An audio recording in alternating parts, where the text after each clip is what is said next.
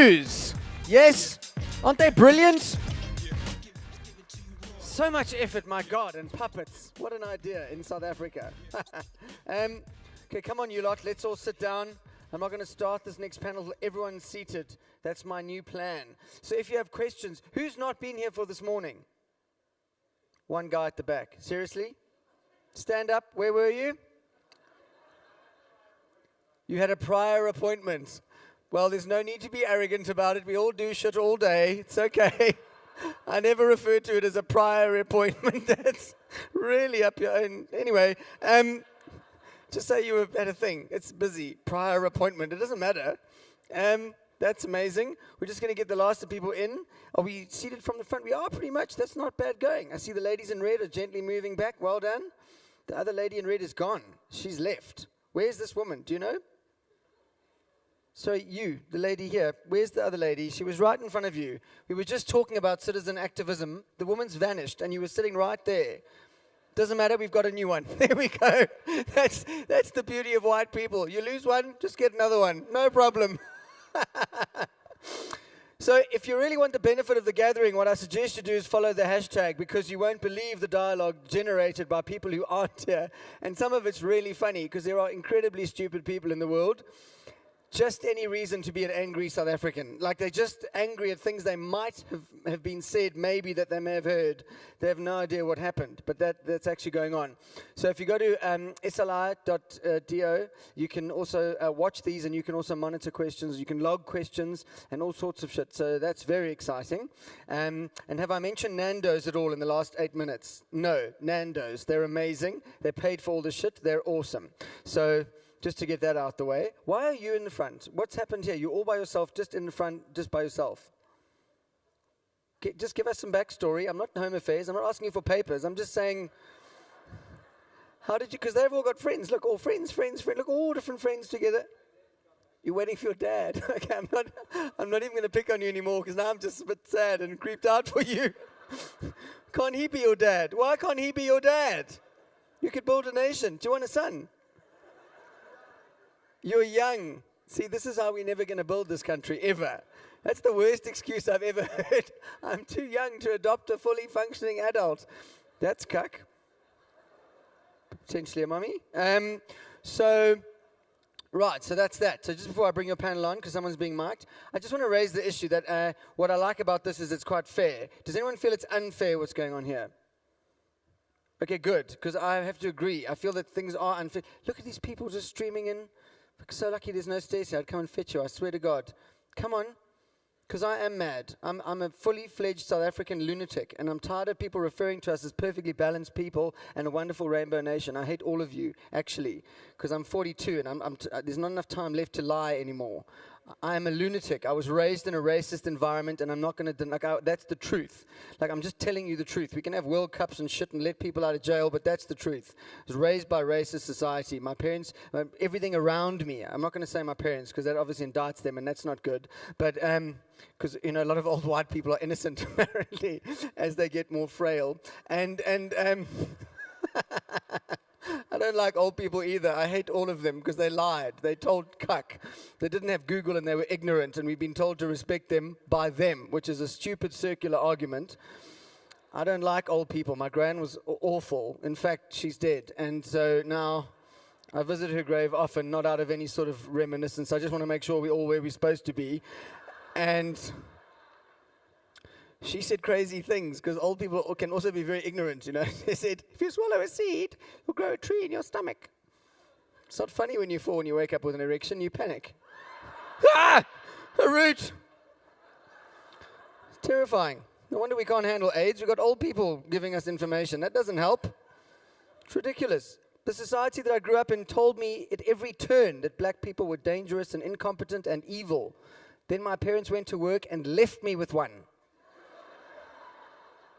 So I am a psychopath because I loved her. Thought she was my mom. Thought I was about 9. Great breast milk. So that's that. So we're going to crack on, but you can see I'm just talking cuck now until we get all these people in. This man is choosing his seat very carefully. He's deciding there, no. I'm going to go back a bit. He may pick on the audience. I'm going to sit here. Whoop, that's a big white guy. Yep, I'm going to sit right here and threaten him until the sun goes down. and now you just told him the joke, which is beautiful. That is a beautiful thing. And then a dude in front of the rope, just be cool. We don't know yet. Okay, it's fine. And then straight past you in the red shirt, there was a little signal there. He's on his own, he has one trouble. Right. So to welcome the next panel, I have I'm going to say this name properly. Watch this, because I wrote it down and everything. Your next moderator, I know nothing about him whatsoever. Arabile Gumedi. Here he comes. Arabile, you can sit anywhere you like. And your panel is business, is that right? It's a business panel. Okay, that's very good. And you are doing that because you've done accounting at school. Well done. These are all the guests. Very good. You may sit anywhere you like. It's a Nando's event. There's no hierarchy. You can do whatever you like. Did you do anything else other than accounting? Is that it? You did accounts for, and then after that you went to university. Varsity. There we go. Now you're talking like an Australian guy. And you did well in accounting? Let's just say I passed. Okay, let's leave it at that. You could run SAA at this point. Ladies and gentlemen, the business panel. I think John has certainly made sure that the world will no longer see me as a credible source for accounting anymore. Sadly, I won't be as funny, but of course we got to the business end of today's gathering, and of course it's no laughing matter when we get to things that pertain to the economy, our own money, the wealth of the country, and where we go to from here. Many would obviously tell you that we're sitting in dire straits as a country, no matter what the situation is, no matter who you are, no matter what class you sit in with regards to South Africa's economy. So we will begin by just giving our esteemed panelists some time to give you their thoughts, and we will hopefully lead off with some discussion points from there. We will begin with the political economist, who is also deputy chairman of the South African Institute of International Affairs. He's an author, a former journalist as well, spent some time at the BBC, and is chairman of African Resources and Logistics Corporation. Ladies and gentlemen, Moeletsi Mbeki. Yeah, please.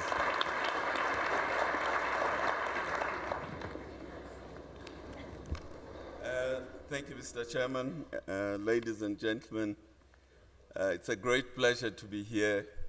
I have to also thank the Daily Maverick for organizing such a fantastic event where South Africans talk to one another, which we don't do often enough. We're often being talked to by somebody higher up. At least today we're talking amongst ourselves. I also have to thank Nando's. My only complaint against Nando's is that I wish they could label which drumsticks are made in South Africa and which are coming from the United States, so that we know what drumsticks. I'm a great eater of drumsticks, but I need to know where they come from. Well, this is a very big topic, as our chairperson has said, the issue of the role of big business. Personally, I have always assumed that big business are the bad guys. They are the cutting edge of the capitalist system, and one of these days they should be crushed. My first encounter, like all South Africans, with big business was, of course, the Dutch East India Company. They are the people who set up our country. But besides setting up our country, they introduced slavery into South Africa, and they developed something called the commando system, which was mainly used as a genocide instrument against the San people in South Africa. My next experience, my parents had a general dealership in the Transkei, in the old Transkei. So we sold from peasant farmers and bought from peasant farmers, most of whom were migrant workers. So my second personal encounter with were the mining companies. But my encounter was what they did to the people. Because every now and then, either a body would come from the mines, or somebody would come back coughing their blood out after spending their lifetime in the mining industry in South Africa. One of the things, for those of you who are not South Africans, we are one of the most disease-loaded country, and one of the main culprits of this is the mining industry. So I have always assumed that we have to crush these big companies when the revolution came. But somehow they always survived. The mining companies introduced migrant labor, and now they've been joined by the deputy president of the ANC, the former general secretary of the National Union of Mine Workers, the man concomitant. I saw his favorite word was used there by the comedians earlier. So this has always been my view about big business. However, I had to look at this view prompted by what Deng Xiaoping did in the 1970s. Deng Xiaoping said that China needed 4 modernizations. It needed to modernize its army, it needed to modernize its agriculture, it needed to modernize its industry, and it needed to modernize its science and technology, which we all agreed that this was a good objective. But Deng Xiaoping decided that to modernize his industry of his country, he had to use the multinational corporations. And he set up something called special economic zones, on which the Western multinationals were attracted and tantalized by the size of the Chinese market. But initially, they had to set up in these special economic zones and train the Chinese and export rather than sell into China. So for us who were the supporters of Chairman Mao, this was a great deviation by Deng Xiaoping. So in the West anyway, where I was in the United Kingdom then, there was a great debate about where's China going now with this coalition with the multinational corporations. So a discussion ensued as to what was Deng Xiaoping trying to do, reviving capitalism in China and all that. So what this made me realize, that discussion, was that, well, the multinational corporations are here to stay. If the Chinese think they can work with them to modernize their economy, then we have to realize they're here to stay. In the 80s, which is when I realized even more that the multinational corporations are here to stay, I was in the technical committee of the Commonwealth Sanctions Committee. The Commonwealth Sanctions Committee was set up by the Commonwealth to monitor sanctions against South Africa and to tighten sanctions against South Africa. And I was put in this committee by none other than Mr. Robert Mugabe, who said he wants me to make this committee more militant. I did ask, why don't you put a Zimbabwean? But I was told by the Zimbabweans that, well, you know, it's your problem, this apartheid thing, and you don't want to make it our problem. You go and get the sanctions tightened up. What I didn't realize at the time was that the Zimbabweans had secret negotiations going on with the apartheid regime. That's why they pushed me forward. But one of the things I learned during my stint in the Commonwealth Sanctions Technical Committee was the unintended consequences of the disinvestment. What the disinvestment campaign, the unintended consequence was that it made South African big business even bigger. as the American companies, the European companies, various companies were selling their subsidiaries in South Africa, the South African companies were buying them, so that companies like Anglo-American became Fortune 500 by buying these subsidiaries of these large companies. This, of course, I communicated to the ANC. I was in the research department of the ANC. And one of the things we realized was that this big business in South Africa was getting bigger because of disinvestment.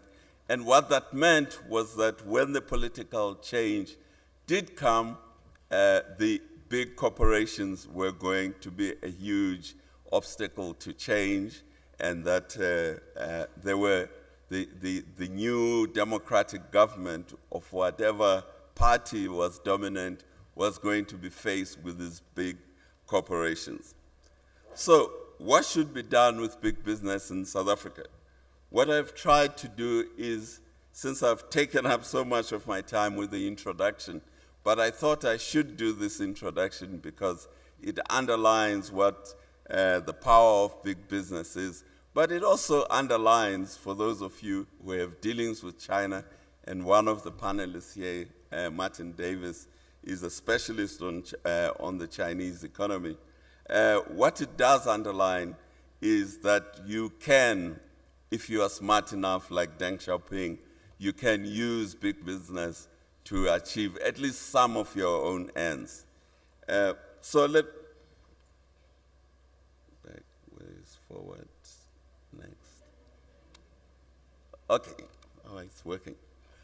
So I'll go through this very briefly, which is what I prepared for today, which is just to point out, if you are going to work closely with big business, if you are going to use big business, first you have to understand what problem are you trying to solve. Many people think we are faced, in fact it has become conventional wisdom that our problem is poverty, inequality, unemployment. Actually, these are symptoms of our problems. Our key problems is a stagnant economy, a rampant, out of control public sector, which we heard about from the civil society speakers about the public sector that is out of control in this country, and of course, single party dominance. These are very important factors. I'll go through very briefly what a stagnant economy does: low labor absorption, of course, high unemployment. This is related to the destruction of the peasantry by the mining industry in the 19th century. High levels of inequality, low social cohesion, the discontent that we have talked about, and of course the issue of demagogy, which is becoming more important in this country. The public sector, the out-of-control public sector that we are seeing in South Africa, this public sector is transferring resources from productive sector to the public sector. This is one of the major contributors to the stagnation of our economy. Is creating sheltered employment for political supporters. We had a great deal this morning about the incompetence that we see in the public sector, the corruption that's there, the low levels of efficiency in service delivery to the poor in this country. We have a debt-ridden, parasitic, and subsidy-dependent parastatals, massive parastatals inherited from the National Party, which are literally driving, as we know, with organizations like Sunroll, mounting debt for our society. And we have, of course, the declining level of confidence in the state, and there's no getting away that our public sector is corruption-ridden. We have heard about the palace that has been built for one man. and how the whole of Parliament, ANC caucus, spends virtually all its time defending this indefensible. Now, the single-party dominance... Mr. Mbeki. Yes, sir. And who's talking to me? Oh, you are? I just want you to note that you have about a minute left. Okay, cool. Okay.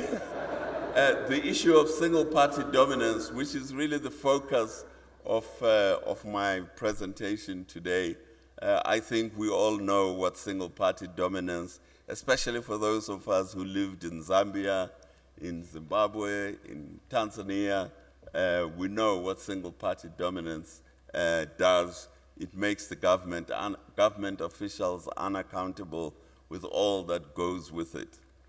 So I thought I should just use my minute that's left, because I haven't gotten yet to the point which I need to go to. I won't go through this, but I will just choose the section that says business. Business, where is it?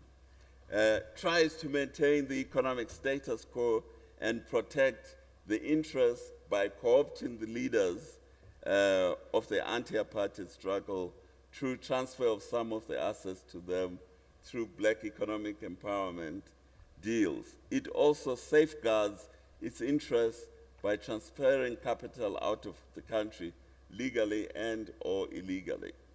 This is also, so big business in this country is one of the main contributors to the economic stagnation of South Africa. So what I ask myself, given what I consider to be our three key problems, what should big business be doing?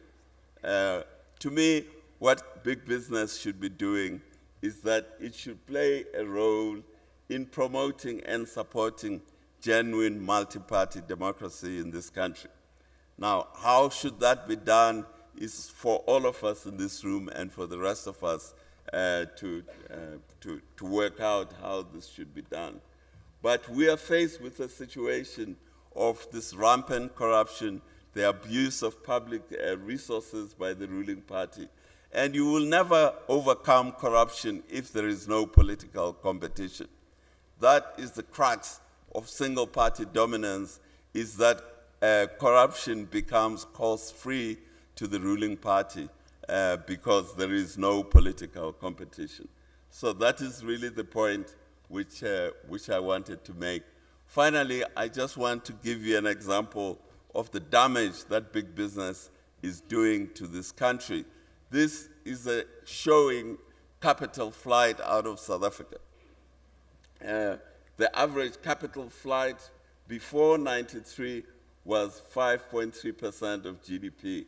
Today, it is 9.2%, and at some stage goes as far as 20% of GDP, which is the capital that is leaving the country. So if you do not control business, this is the damage that you end up with. And with those few words, I thank you.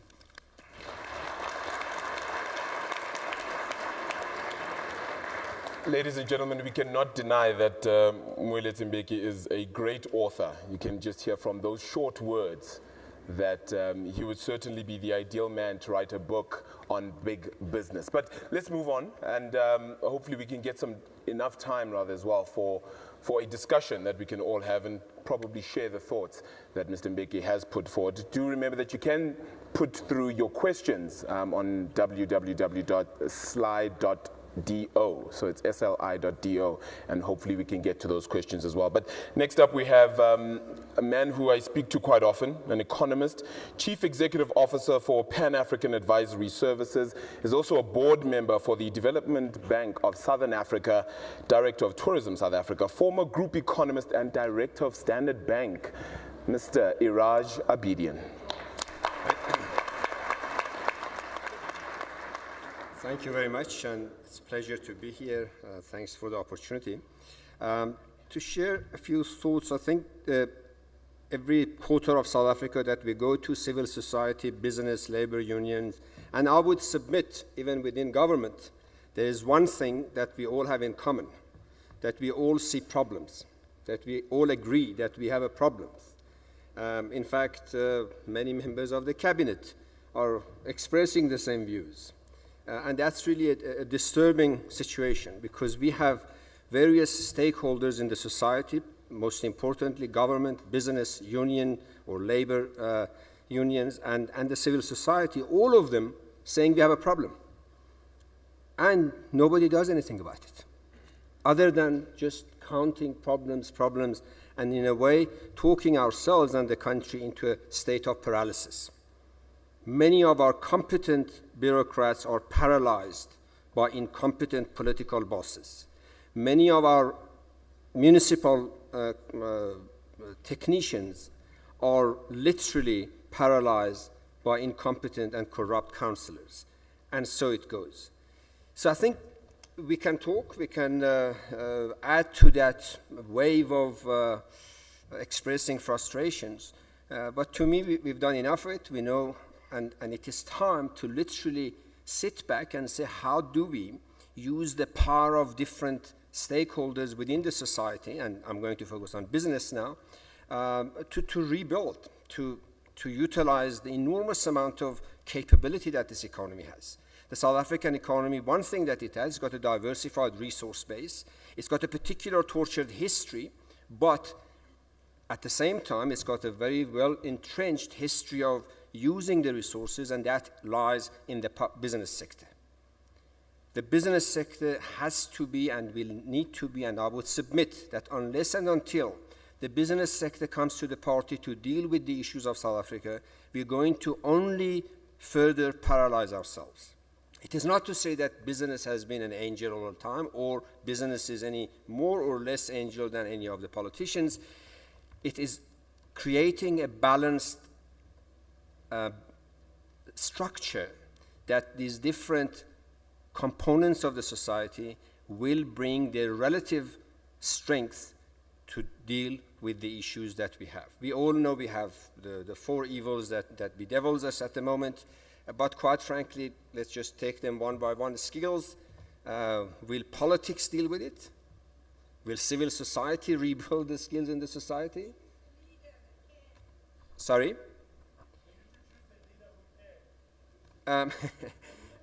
We need to bring the capability of the business sector, and not just big business, right across the spectrum, to deal with the issues of skills. Job creation, which is the only way of getting rid of unemployment, is not going to be done through political movements and politicking. And even those who want to throw this policy out and bring another policy, and I have not yet heard a policy from any political party in this country that has not been tested and tried and failed elsewhere. So do we want to repeat the same thing and pay the price and condemn the unemployed and the poor to another 2 generations of poverty? We need to be responsible. We need to sit back and say, business may have had certain things wrong, as politics has, as many other components of the society, but business has got enormous amount of capability. The sad reality of South Africa at the moment is that the voice of the business is absent. Where are they?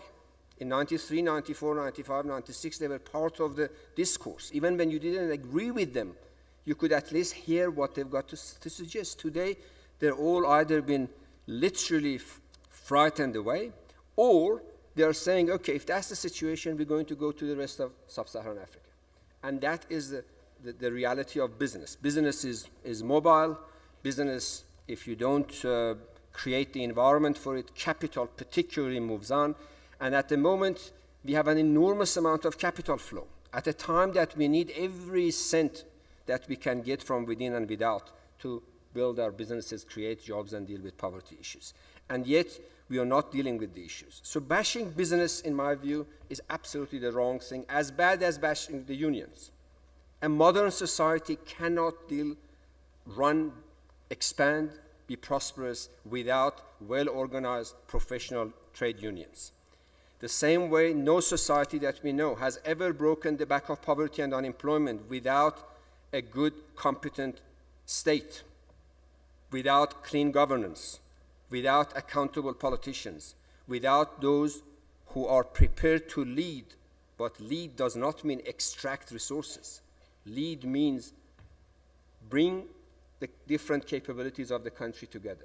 So at the moment, one of the issues that we need to ask the business sector is, where are you? What are you going to bring to the party? Because the unions, they are showing where they are mutilating each other, they are not paying attention to the interests of the workers, and by particularly disengaging from the social issues, the business is creating a space which is a lot of noise but very little constructive interventions. And I suggest that we need to invite the business back into the policy discourse. Business is part of the solution, despite all the risks and dangers that if you give them too much space, capitalists abuse. At the moment, we see business as under threat, the same way that many other elements of the society are under threat. I hear, for example, very often people say media freedom is under threat. That is true. But I can tell you, business is under threat, which is the engine of job creation, which is the engine of generating the resources that we need to deal with our issues of poverty and inequality. And they are under threat because we don't see them as part of the solution. We keep, at the moment, a particular statist attitude or strategy has taken over within government, and by that I mean everything the state must do. We have introduced 129, I think, pieces of legislation last year, all of them constraining doing business. Small business particularly is suffering, but big business suffers as well. The difference between big business and small business is that big business, when in doubt, they chicken out and they move on. Small business has got no option but to suffer in silence. And that is a tragedy that at the moment we have. With all the unemployment and all the disparities that we have, we are daily, weekly seeing ministry after ministry disturbing and destabilizing the business platform. And then the next sentence is, but we want to create jobs. We want to get rid of unemployment and disparities of income. When it comes to disparities of income, business has got a special political economy function to play. They have been and they continue to be the source of maldistribution of income because of pay disparities, because of a whole host of factors that I haven't got time to go into. And therefore, we need to engage business. Business got to become part of the solution, not part of either fleeing the country or sitting and saying others are doing worse, we are okay still, and do nothing, which is what's happening. To conclude, therefore, I think the South African economy has got enormous amount of resources, despite all the bad cycle or poor cycle that we go through. The reality is that we need to all, in my view, pool the resources, bring the incredible capabilities of business in, instead of attacking them, drawing them into becoming part of the solution. Thank you very much. Thank you, Iraj. Well, without wasting any further time, I'm going to head off to Martyn Davies, who is the CEO of research strategy and advisory firm Frontier Advisory, lectured by invitation at Harvard University. One can only dream. He was previously an advisor to the Organization for Economic Cooperation and Development for its Global Development Outlook project, whatever that means. Still trying to figure it out. Good afternoon, everybody, and thank you for your collective time. I know how valuable it is. This morning, the phrase was used, radical economic transformation. I was in downtown Jozi a couple of days ago, and next to the Gauteng government offices and across the road from the Tuli House, there's very big signage which says exactly that, radical economic transformation. Now, there's a sense, and guys, this morning in this room, it's a very charged atmosphere. Everyone's very emotional, and that's because you care. Very few countries, places, cities I go to, do people care, I think, as much as we do across the spectrum. Now, my sense is this phrase radical implies we have a dramatic sense of urgency and this needs to be done as soon as possible. There's a book, what's that phrase? Malcolm Gladwell, The Tipping Point. You know that book, yeah? And my feeling is this word radical makes, almost leads us to a thought process that it really is this tipping point coming very soon in this society. And this is what was alluded to this morning, which concerns me no end. Now, I want to couch this by saying, don't shoot the messenger, please. But I want to put this in the global context initially and highlight for you the not unique, but certainly prevalent set of challenges we have here in South Africa and how it relates to business. But ultimately, what we're all talking about is the political economy of growth. Moeletsi talks about the challenges of slow or stagnant economy. Now, economic growth, I believe, is the oxygen which makes successful societies. So how do we kickstart this growth thing? If we rewind, I looked at the data on this. The last century and a half, what is the average period that the global economy, or even in certain cases regional economies, have taken to recover from crisis? The average recovery period from crisis, I'll tell you, is 4.9 years. 4.9. Now, our crisis started in sometime late 2008, arguably. We are, 7 years in, and there's no sight of bottom. Is that sort of a general consensus? If we go back to 2007, and running off a data miss from the IMF, and IMF, I joke, if you're from Greece these days, it means I'm fired, yeah? But in 2007, and I got to put this in context, you know where we are right now. In 2007, only 3 countries did not grow. Only 3. Zimbabwe, the DRC, and Fiji. Only 3. Now, that's not terribly important. But what's more important for us especially, and South Africa is included in this, in 2007, how many countries grew at 5% or more? Now, 5% in today's current global economy is a stellar performance. The answer, in 2007, 114. 114 countries are growing at 5% or more. As it was a synchronized growth trend, rising tide lifted all boats, now we're moving to this multi-speed world. My conclusion here is, guys, the race is clearly structural. Some countries will figure it out, some won't. Now, we hear this phrase often, structure reform. It's very simple. Structural is a euphemism for politically difficult to do. Think labor, think cost of state, and this general catch-all word which sounds easy but not so easy, infrastructure. That's what structural really is. Some countries will figure it out, some, I'm afraid, arguably will not. We have, I would say in the last 7, 8 years, we've wasted a good crisis. Never waste a crisis. We've wasted one. So what's a precedent here for business? There is a precedent. I spent a lot of many of you know, formative years in Asia. Let's see, we were in China many years ago together.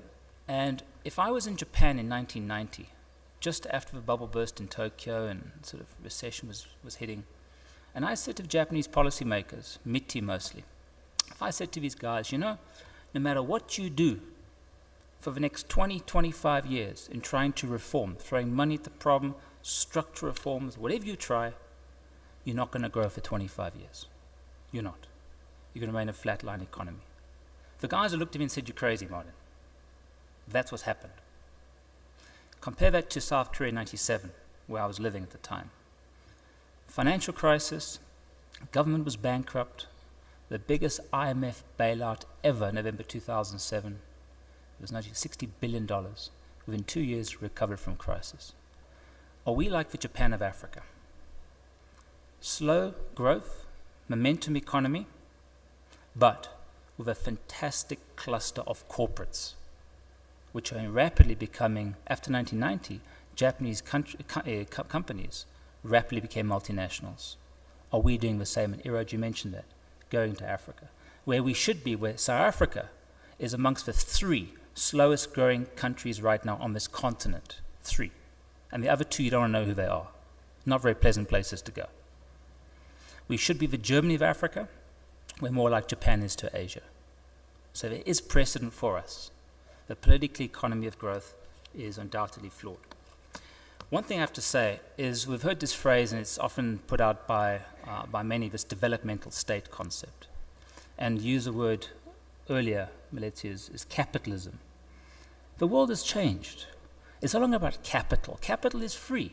You go to North America, you go to Western Europe, first world developed capital markets, money is free. Interest rates are zero. It's like wireless. It's like water almost. It's like air. Money's free. It's not about capitalism, it's about talentism. The countries, organizations that succeed, business in this case, we've always been embraced talent. It's not about capitalism. That's a debate pre-1989. It's about talentism. So I want to move away from this notion of developmental states. If you still believe in that, well, ESCOM Exhibit A. But ultimately, we all want in this room, we all agree, we want a performance state, don't we? A performance accountable state. And that provides an enabling environment for business. Two last points, and I've got to be critical on this. A major thrust of our economic policy, i.e. business, economic development, business creation, is beneficiation. Who believes in beneficiation? Kind of uncertain. A few of you do. Simple question. Who makes the world's best chocolate? The Swiss, yeah. How much cocoa is grown in Switzerland? Zero. Who has one of the greatest, most competitive steel sectors in the world? Japan. How much iron ore do they have in the ground? Zero. Botswana has all the diamonds. Where are diamonds cut and polished? 76% by value globally. India, one town called Surat. Guys, my conclusion, resources confer zero comparative advantage in an economy. If you want a resource, put on a boat. It'll arrive in 3 weeks' time. Australia, my commissioner, has all the iron ore it needs in the world. Western Australia, it's like a stereotypical sort of sub-Saharan African solid commodity-driven economy. But no steel sector. If we believe that our business model should remain digging a hole and beneficiating resources, whatever that means, I'm afraid that is so 19th century. Simple test, if I may. Everyone's got one of these, yeah? iPhones. If you look on the back in very small print, it says designed in California. Chinese government did a study recently trying to figure out what percentage of the value of this phone, which is manufactured in China, assembled, remains in China. 1.2 million people, Taiwanese factory, Shenzhen head office, amongst other places in China, put this stuff together, these phones. 3% of the value of this phone resides in China, 3%. The coltan and the stuff that goes in it comes out of a DRC, probably 0.0 something percent. 4, 5, 6%, whatever, comes from logistics and transportation marketing. But where's the value lie? Value lies in California. We have to decide, do you want jobs or do you want value? Unfortunately, any job doing this, assembling things, is being made obsolete by technology and robotics. So my conclusion on this one is that the only resource that counts is what's potentially in your people. Susa have caused me offense here. Some fool recently put a study together and figured out that South African resources in the ground are valued at $2.4 trillion US. Do you see that study? Who comes up with this? Commodities change in price by the second. $2.4 trillion. Don't shoot a messenger, it's worth nothing. I tell you why. The most successful developing countries in the last 50 years have had zero resources. Think Japan, think Korea, think Singapore, think Taiwan, think many of the, even China, I think it's got its coal. China did not become rich by saying, how do we beneficiate rice? The US did not become the world's greatest economy by beneficiating grain. Expand our mindsets, create value through innovation and what's potentially in people, not what's on the ground.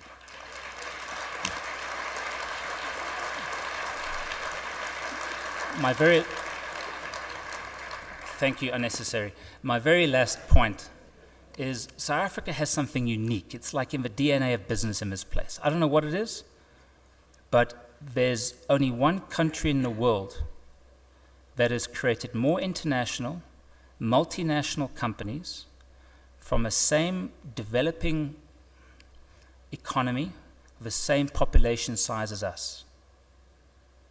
It's South Africa and it's South Korea. The Mexicans, the Taiwanese, the Chinese, the Brazilians, the Argentinians, the Turkish, no other emerging economy has been able to create those globally competitive multinationals than what we have. It's us and the Koreans. Think about it.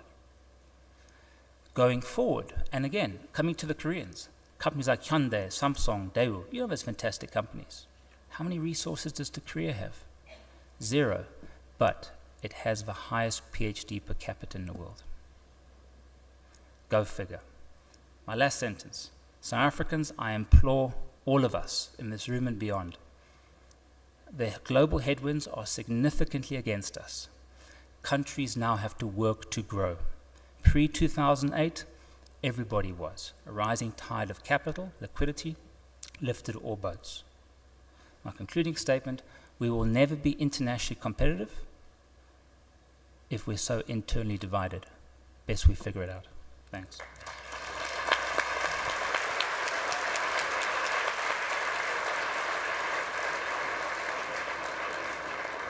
One can certainly say that if we didn't have one more person to speak, we could certainly end the panel right there. Really, really great words there by Martyn Davies. Well, now we go to somebody who I should admire because she finished off what I didn't. She's a qualified chartered accountant. I left that to become a journalist. Go figure. She's a non-executive director at ABSA Group and serves as a director at various companies, including Vodacom, I might add. Cuba has served as Chief Executive Officer of mining investment and exploration company Mvela Panda and became the youngest Chief Executive Officer of a JSE-listed company. Ladies and gentlemen, Yolanda Cuba.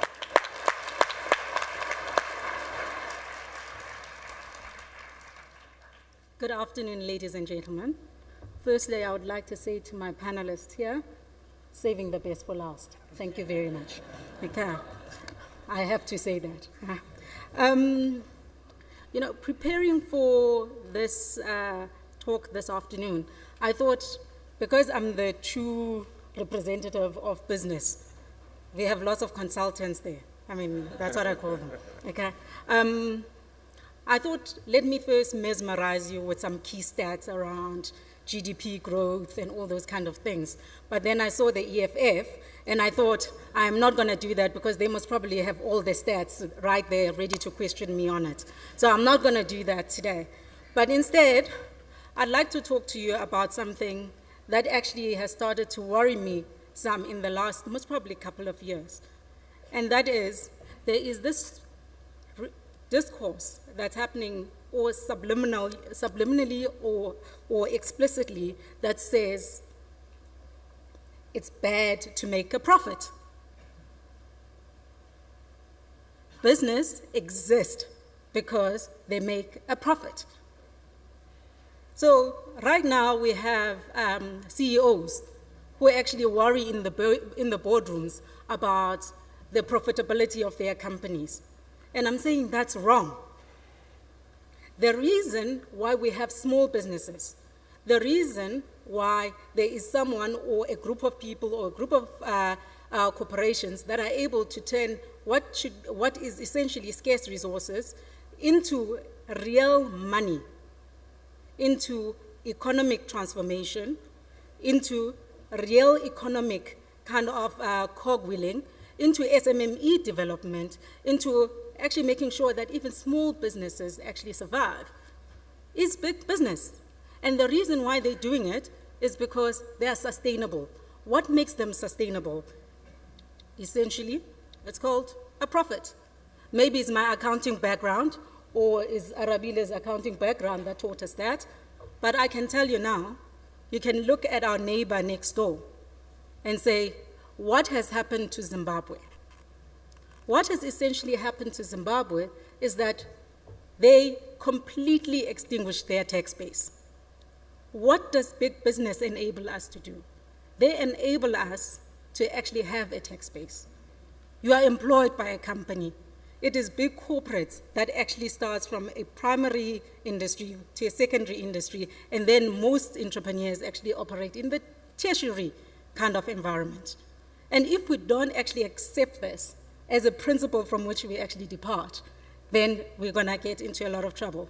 Because that is why even a few months ago, maybe even it might be 2 or 3 years ago, Vavi actually said something instructive. And he said, we cannot have socialist outcomes using a capitalist paradigm. And I think that's correct. Initially, I was like, what is this guy saying? But he was essentially correct. What we should be doing, however, as business is thinking about whether it is important for us to reframe what capitalism is. What are the other components of capitalism or other social issues that should actually come into the discourse? By the way, all of us have pensions, I would hope at least, but we have our parents and so on that do have them.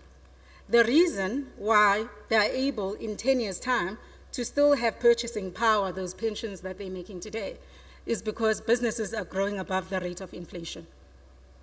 Who are the people that are invested today on the JSE? Mostly, it's you and I, through our pensions, through the PIC for those who work in government.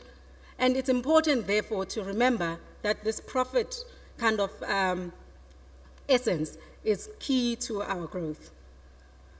I like how Michael Porter actually puts this. He says, you know, in what has happened over time in business and in communities and in societies is that there is this notion that has grown and actually found roots in our society that says business profits from causing social harm.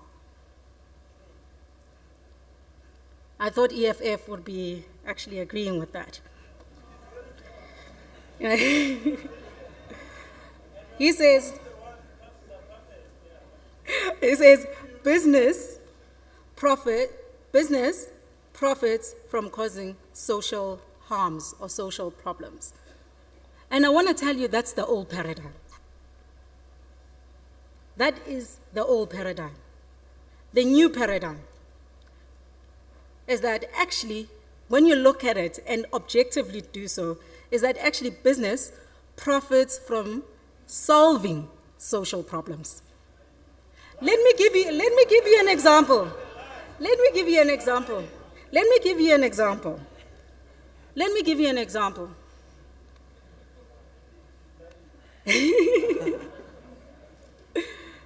The example is very simple. If, for example, I have 100 employees and they all fall ill, I have no one to actually work for me. But if I start investing for a profit in healthcare systems, actually, I become more productive and I make more profit and I become more sustainable. What has been the problem with a lot of social systems that we have designed, like even some of the initiatives that are done by NGOs and even government at some point as well, is that they become unsustainable. The reason for the unsustainability is that it's not a self-fulfilling prophecy. It's not a virtuous cycle that says you actually create something in order to make a profit in order to reinvest again. That's the reality of the situation. So what am I here to tell you today? I'm here to tell you that big business is not the enemy. I'm here, and I'm going to acknowledge that one, to say, yes, there are some people in business that are greedy. But business as a whole is not, because it has to be sustainable. One of the things that has been mentioned by the panelists is that big business has actually survived sanctions, have survived all these other things. There's a reason why it happened. The reason that it happened is because they actually, even in the bad situations, are able to actually make sure that they actually keep on rolling over. And what keeps them rolling over? What keeps them interested in South Africa instead of in another country? It's not around exploiting more.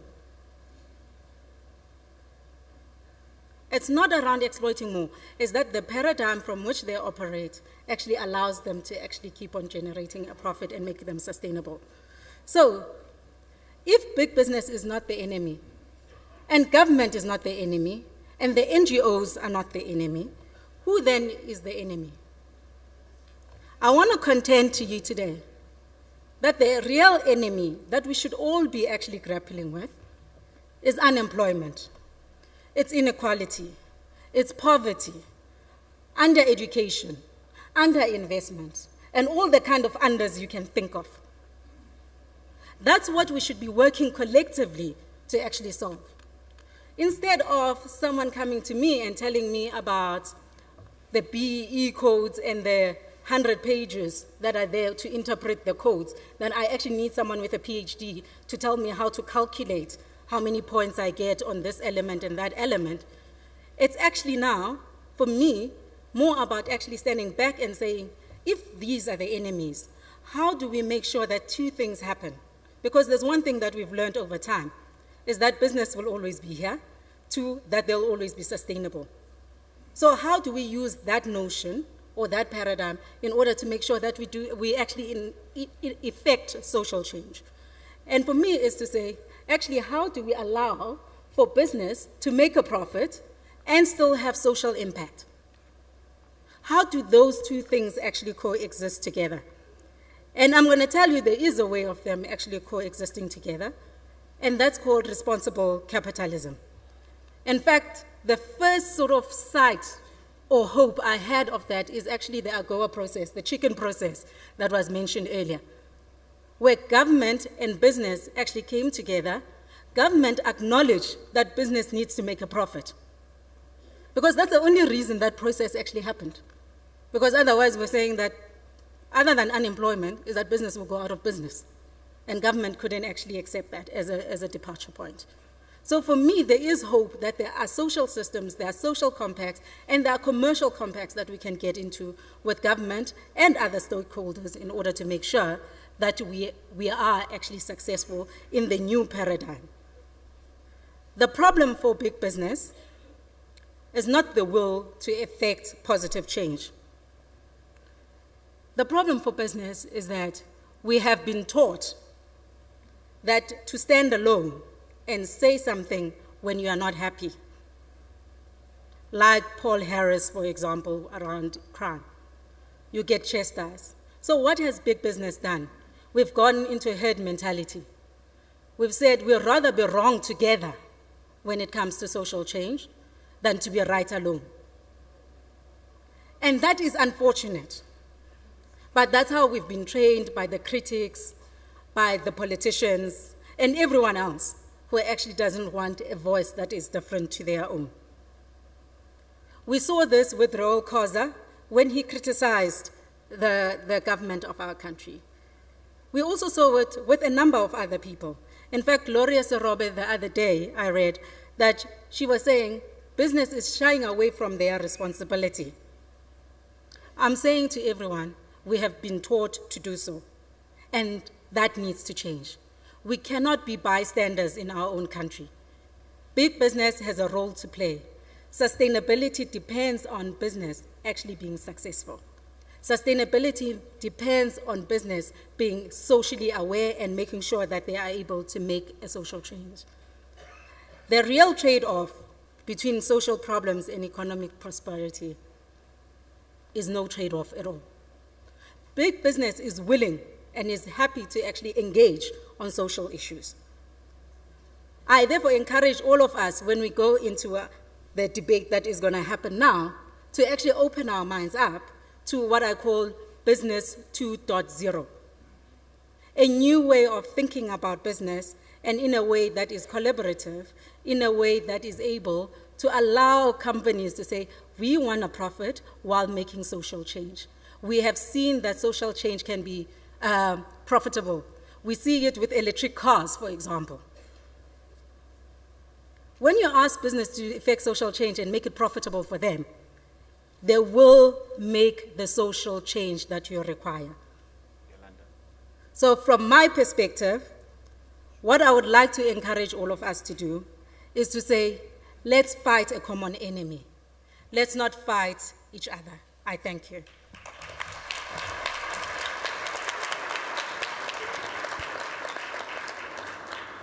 Certainly very difficult to ply any of our panelists away from the podium, it seems.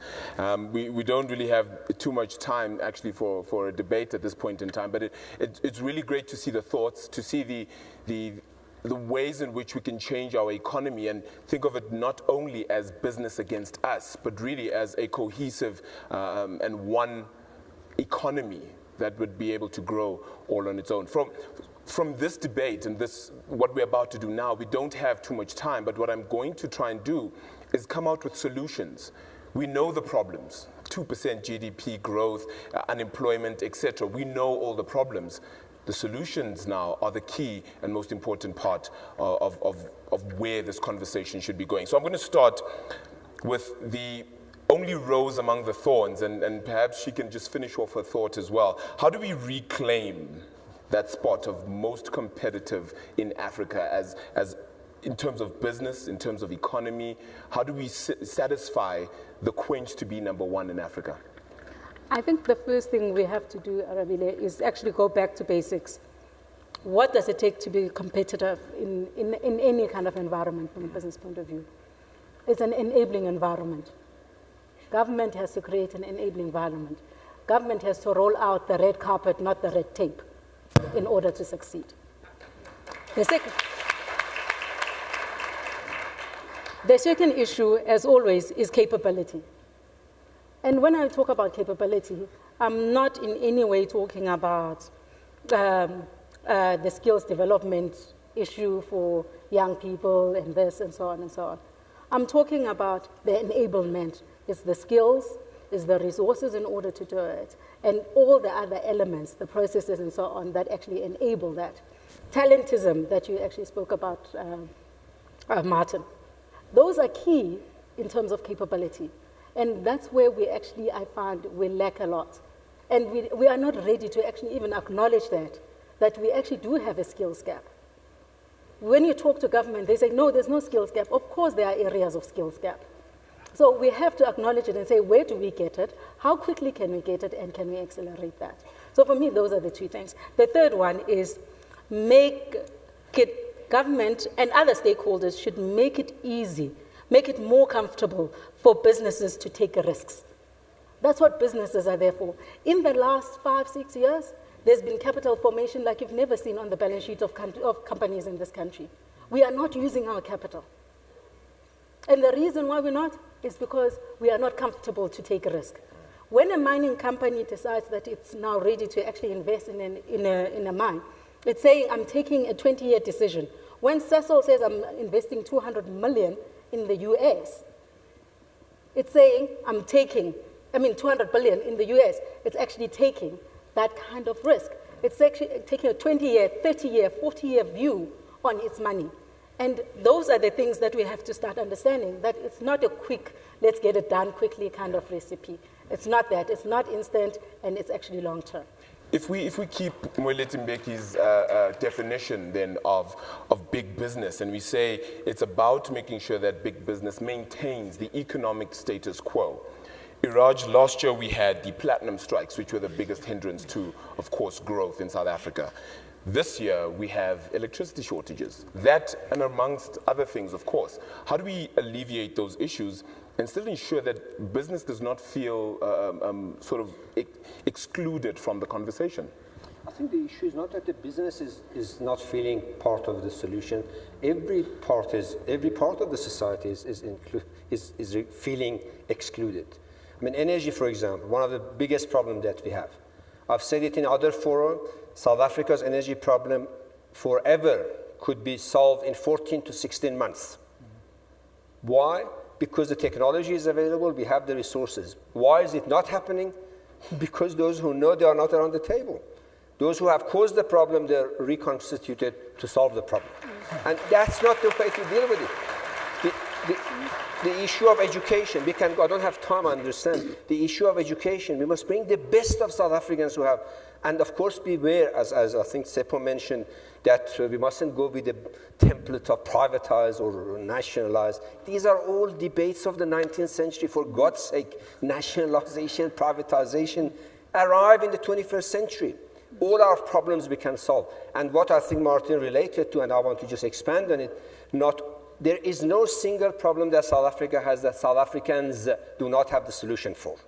The problem is we are not bringing them around the table. We either say these are red, these are blue, these are yellow, those are black, these are white, these are female. We are so good at disintegrating the wholesome society. And as opposed to saying, what have we got that is part of our solution? Are you red? Come in. Are you blue? Come in. Then there won't be any problem, and there is no shortage of solutions. South African companies, not only in a big corporate world, South African companies are at the forefront of solving other countries' education problem, other countries' health problem, other countries' banking problem, but not here. Something is wrong. An interesting point you mentioned there, however, is that the leadership is where it all lies. So, Moeletsi, where do we find the leadership? Who do we look to? Where do we look to? In what context do we stand and say we will now look towards business or just to government to actually solve the problems we're sitting with? Well, Mr. Chairman, I'm optimistic about South Africa, but I know we have a very tough road ahead of us. And as has been said by the panelists, we know what the answers are. But we have vested interests in this country. South Africa is not a new country. South Africa is a very old country. We're as old as the United States of America. The economy of South Africa is as old as the American economy. Who set it up? Who controls it? Those people have vested interests. You cannot just stand up and say, oh, this is what you must do, that is what we must do. We have new vested interests. Let me just add, before I add this, the South African private corporations tamed the ANC. The ANC is a 100-year-old party. But when it get to power, they dangled carrots in front of them, and they are all in the pocket of big business. So they completely put the ANC into their pocket. And this is, so how are you going to bring about the change if change agents keep being bought off by the existing vested interests who want to preserve the mode of operation of today? So are you saying we look towards business then to lead us out of this? No. I have said that we need a real multi-party system in this country. Now, this is going to be painful to my friends in EFF because they think they are the solution. But we need to create a party, and I'm not saying EFF should be excluded. We need to create one or two other parties that can match the ANC. Today, we don't have such parties. Now, that's how you begin to be able to bring change. The most advanced country in Africa, you know what it is? It's Mauritius. Why? Mauritius has a functioning multi-party system. Every other election, you get a new party coming in with new ideas, and that's how Mauritius has been able to move from being a pure sugar economy to one of the most diversified economies in Africa today. Fantastic, thank you so much. In looking for perhaps this revolution, though, Martyn, do we compete amongst ourselves? Do we compete as Africa? Do we compete as BRICS? Or do we actually come together and say, what is it that you have that could help me? And what is it that you have that could, so we could help each other and make an inclusive growth for all of us? You know, if you comment, we need a revolution. Let me address that if I may. We don't, we need an evolution. Three things, in my mind, destroy wealth and destroy societies, in no particular order. It's conflict, it's corruption, and it's ideology. Those three. And the story of a large number of countries in this region the last 50 years have been exactly that. Some, unfortunately, have had all three simultaneously. In South African case, I was staggered. My numbers may be up, but not by much. Let me address all three briefly, and then answer the question. Is last year, which country had the greatest number of deaths from civil conflict globally? It's pretty easy. Syria. Number 3 was, no, I haven't skipped a number intentionally. Number 3 was Iraq. Number 4 was Afghanistan. Number 2 was South Africa. 47 murders a day on average in this country. Now, for me, we can call it, whether it's the reasons behind it. It's not a state of, someone mentioned earlier, we're in a state of war. The death rate resembles that of a conflict economy. I agree. Spoke about the premature deaths through a tragedy of HIV/AIDS, etc. But I don't know what it is in this country, guys. We're all so stressed out. Everyone, the friction in the society. You see driving here, I'm sure this morning, when you get home, at work, and you're watching TV, there's just so much stress in the system. And talk about leadership. For me, the key objective of leadership should be, not rulership, but leadership, should be to de-stress the system and say, guys, it's going to be okay. We're not going to have a calamitous revolution. We're going to evolve, and we're going to get better. For me, that's the first thing. The second thing on corruption, stating the obvious, the people who get hurt the most from corruption are the poorest people in society, always. Fact. And if you're living in China up until the late 70s, under Chairman Mao, if you're living in perhaps arguably Russia today, parts of it, if you're living in India until very recently, you know what I'm talking about, and if you're honest, you'll agree with me. So that's a given.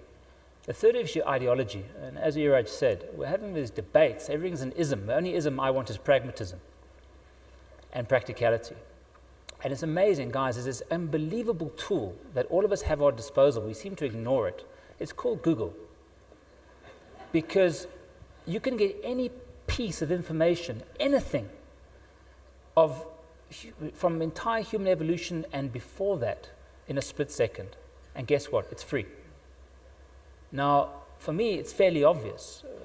Collect the data of the last couple of centuries, and all these isms always end in tears. They don't work. So the only ism, if I can say that, we need is pragmatism. And ultimately, guys, this is a long-term play here. I'm not terribly, and don't shoot me down for this, I'm not terribly concerned about, everyone this morning, it's always, most conversations in this country are looking through the rearview mirror. It's all about redress. Now, as many of you know, I said earlier, I lived in sort of large parts of Asia. We've gone through unbelievably traumatic histories. Unbelievably. But in that part of the world, most of the time, very progressive societies, high growth, mostly inclusive, but getting there at least. People don't for the rearview mirror. They don't look for the rearview mirror. They look for the windshield. It's about a future vision.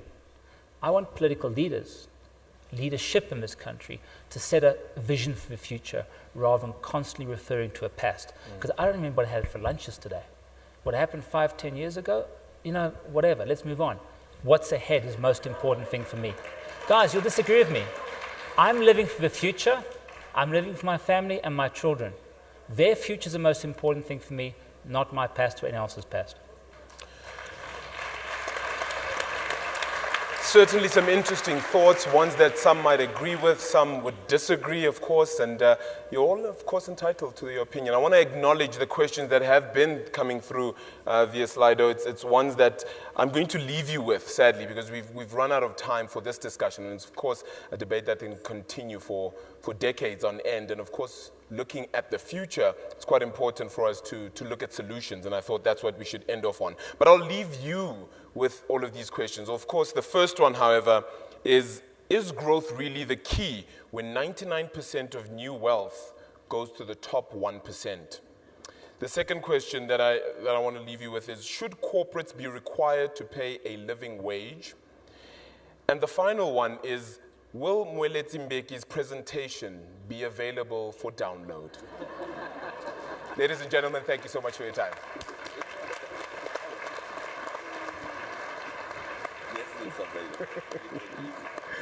Thank you very much, our esteemed panel of business experts. Thank you so much. That was very well done. I mean, I'm shocked that you never finished your CA. So that's amazing. Another round of applause for our fantastic experts in business. All brilliant, amazing information about business and finance, and nobody really talks about the fact that if you spend it all, there's none left, and then you eradicate money so you can hide your bullshit, and then you just pretend and send each other emails, and then there's no money, and then one day we all wake up and realize that there's just, we don't know. We have no idea where the money is, and then you just go to the bank to get a home loan, and then they don't even give you the money to buy the house. They send you an email, and that says you've got the money in theory. And then you give an email to the person selling the house, and then they give you a fucking house, okay? That's part of the problem, is we don't have any money anymore, but everyone's got email. It's just a short economics lecture, because all of these people will tell you about the economic meltdown. Nobody will tell you how it happened. There wasn't enough money. That's the whole story. We lent more than, we borrowed more than there was, and then there was none, because we allowed bankers to travel to the future using derivatives, and come back to the present and lend us the money we should have in the future if we got there and everything was fine. And we spent it now, and then we all went there and went, fuck, where's the money? Well, you can never get money back you borrowed in the past from yourself in the future, arse. Anyway, I've got a standard 8, and I worked that out. So you can have all these experts talking about shit, but it really just, it's so simple. Don't spend what you don't have. Asshole. Okay, so there you go. That was that. Now we have a fantastic interlude, and I really hope you enjoy this. Every year I look forward to watching this man perform. Please really give it up for the wonderful Mr. Andrew Miller.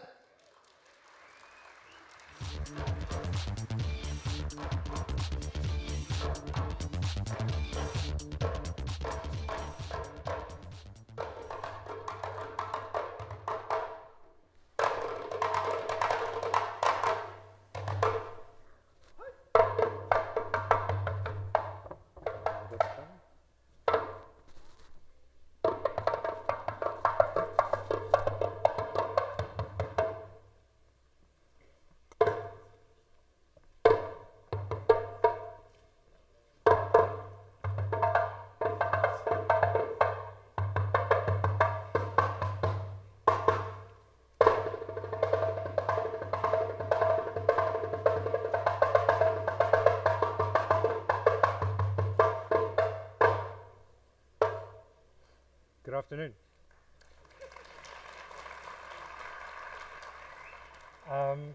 I'd like to talk to you today about violence and the hatchet that is not buried.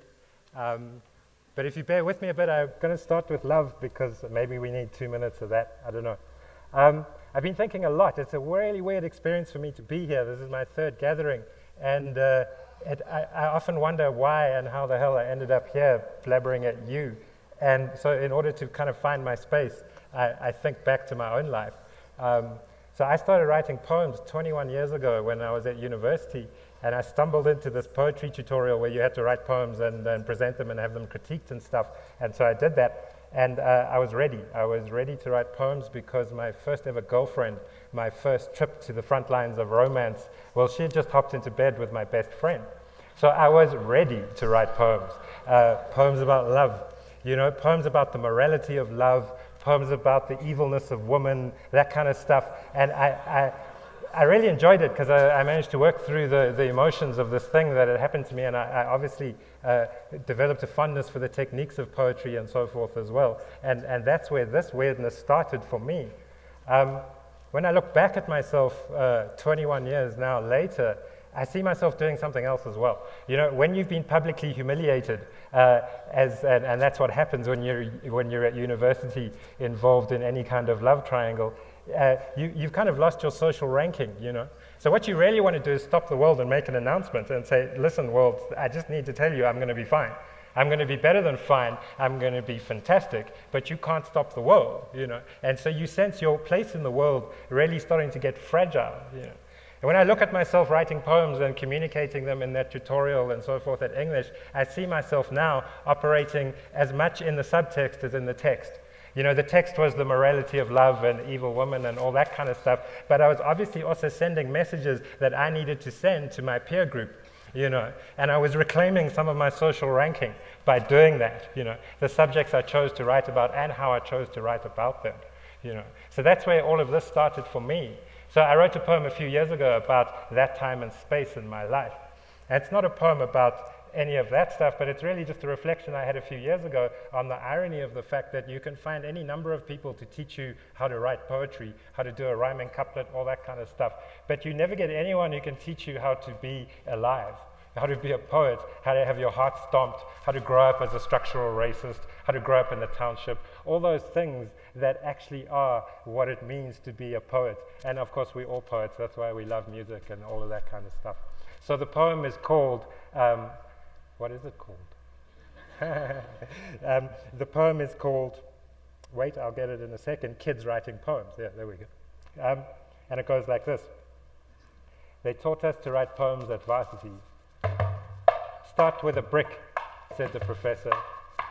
Enough of the I, me, me, me. Of course, he had spent the last 20 years sitting in that chair. Start with a butterfly, he said. The pavement, write about that. With his assistant, young feminist, schooled in Bukowski. So we did. We trotted around, eyes to the sky, looking for poems, unable, despite instruction, to see the cracks widening the pavement. Me? I wanted to write about the girl who had recently... But also, I knew all he had on us, that professor, was a couple of decades of bad kiddie verse, narrowed horizons, thwarted ambitions. He wanted us to see his cracks and widen them, carve out the dark clouds. But we were only 18, 19, 20. And worse, we were white kids writing in Africa. Now, looking back, I think pity. We could have learned a whole lot more about poetry if he had just sat back and wept. So here I am 21 years later, and the question I have to ask myself, the question I have been asking myself is, am I still the same person?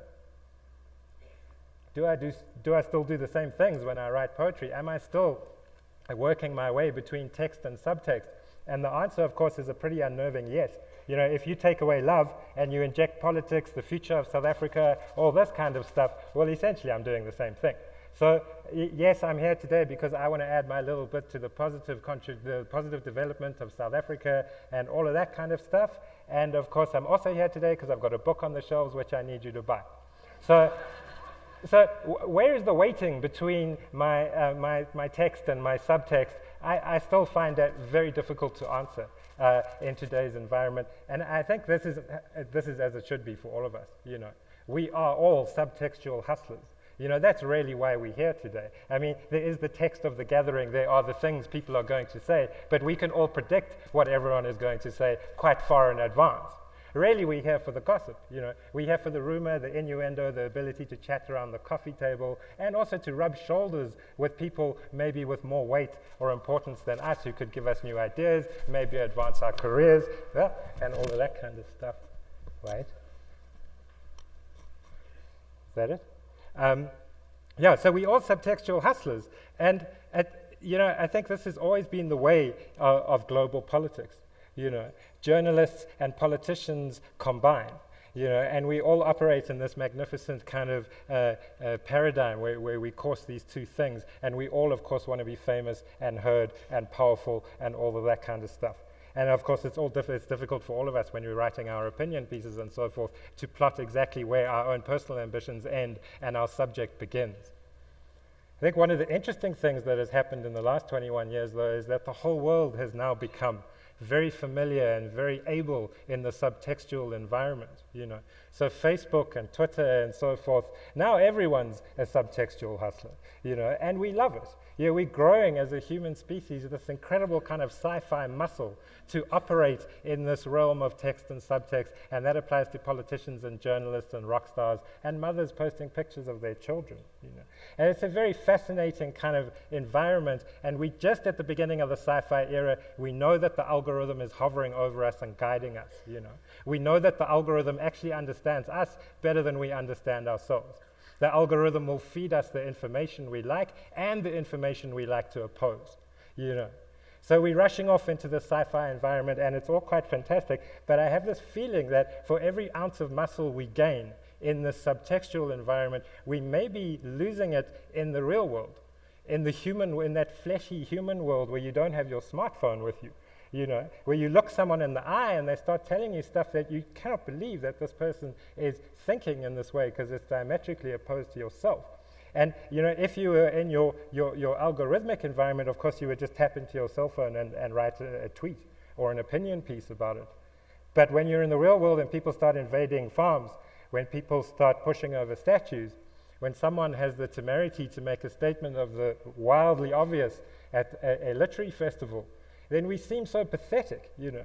We can't compose anything other than another opinion piece or a blog, you know, or a particularly savage tweet.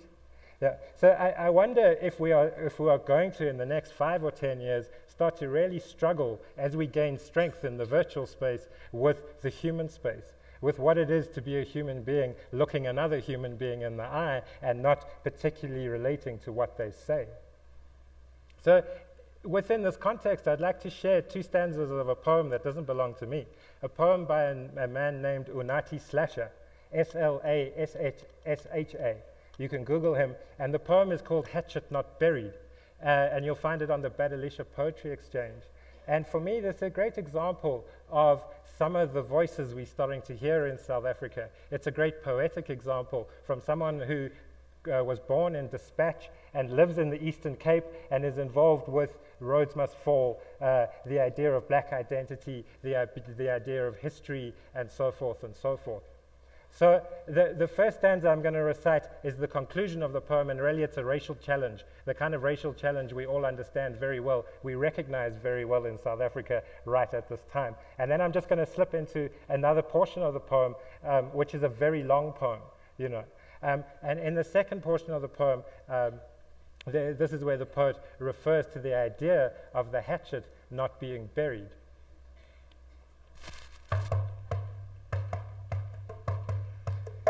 I fell over backwards to grab this.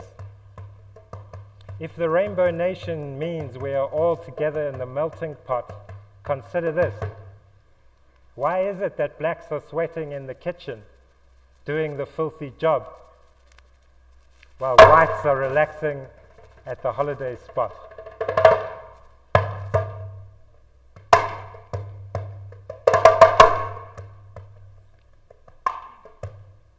My hatchet is not buried, I carry it to remove flies from the foreheads of the black cargo merchants, identity fragments, handicap traces, the sole remnants from blackness. I just chuckle at some churchmen who urge men to turn the other cheek. Still get unpleasant hints. Too many elders preach wisdom, yet minds are limp. I pledge to find the links.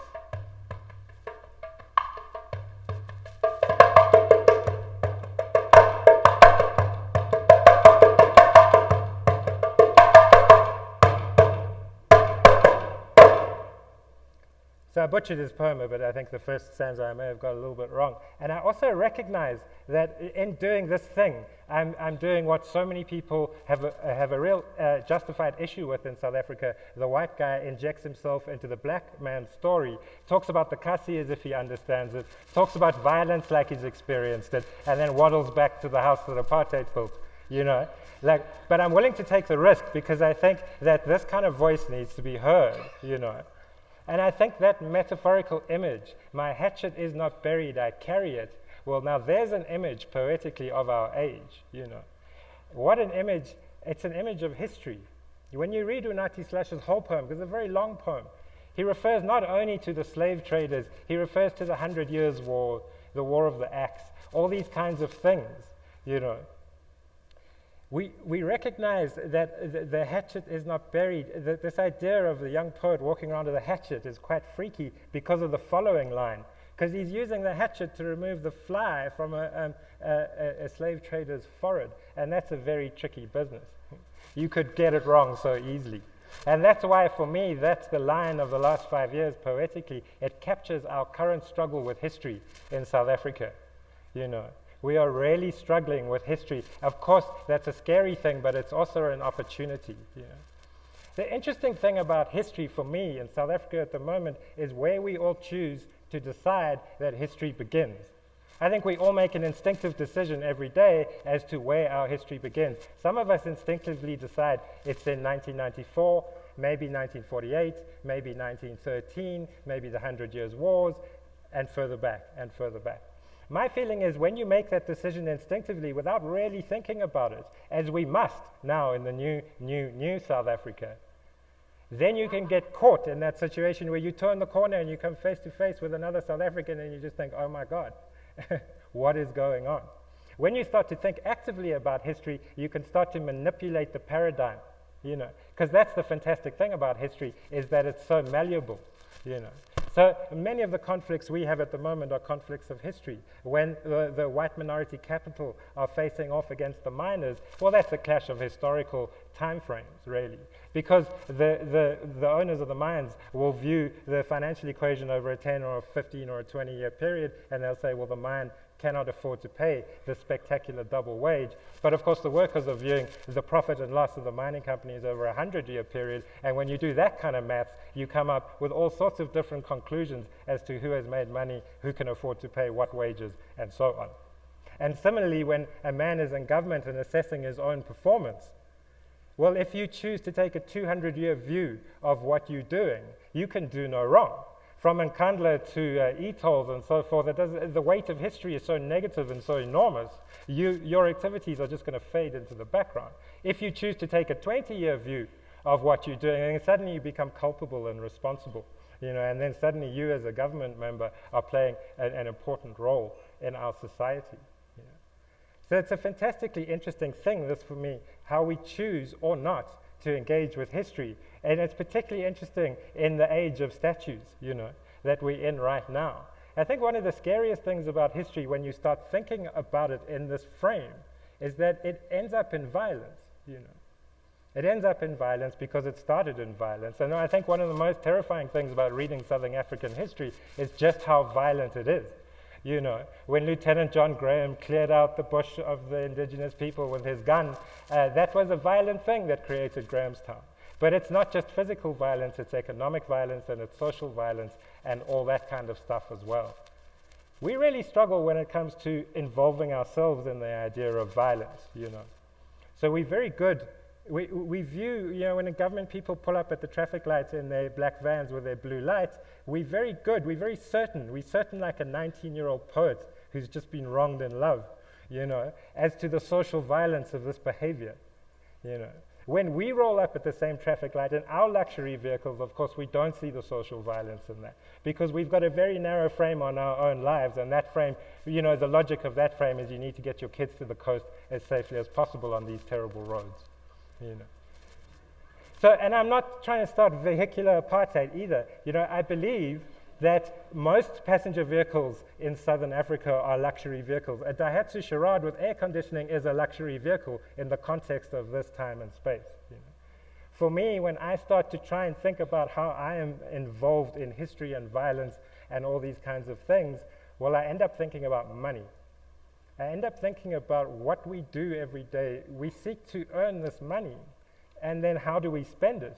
And my understanding of Southern Africa, you know, of the sort of socio-economic philosophy of Southern Africa is that you need to earn as much money as you can, however you can, then buy a bigger car, buy a bigger house, get a bigger wall, and insulate yourself from the shit that's going on around you. And if you are very successful, then you may be able to opt into a ticket out when the time comes, you know.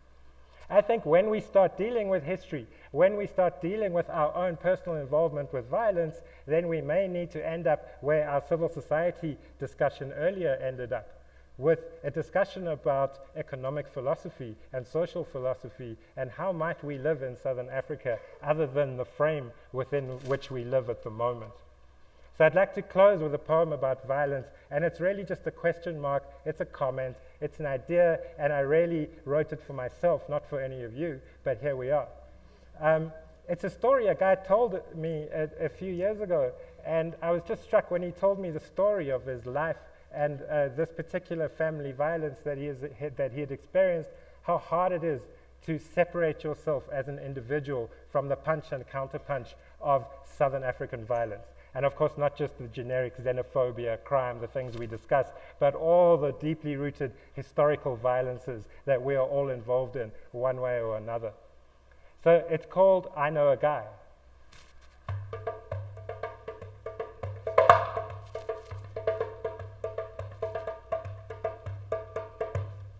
I know a guy.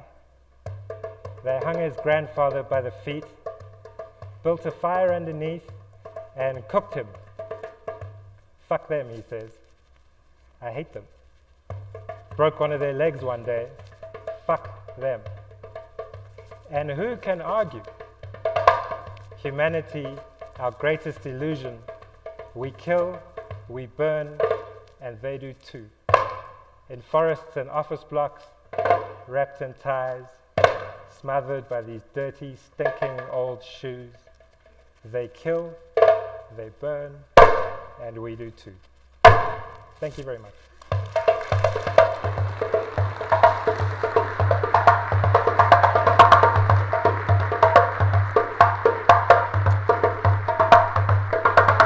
Ladies and gentlemen, give it up for Andrew Miller.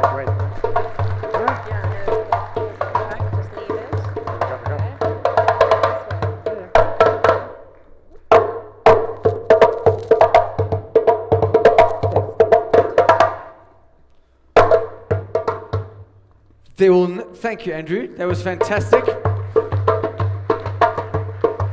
Right. And our drummer. What's the drummer's name? Lucas Panoko. Lucas Panoko.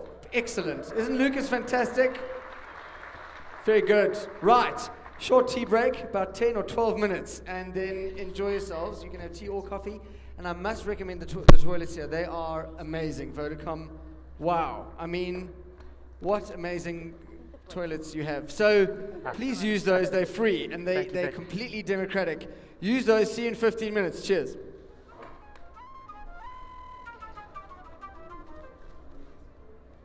Thank you, Luke. Thank you, Luca. Cool, thanks.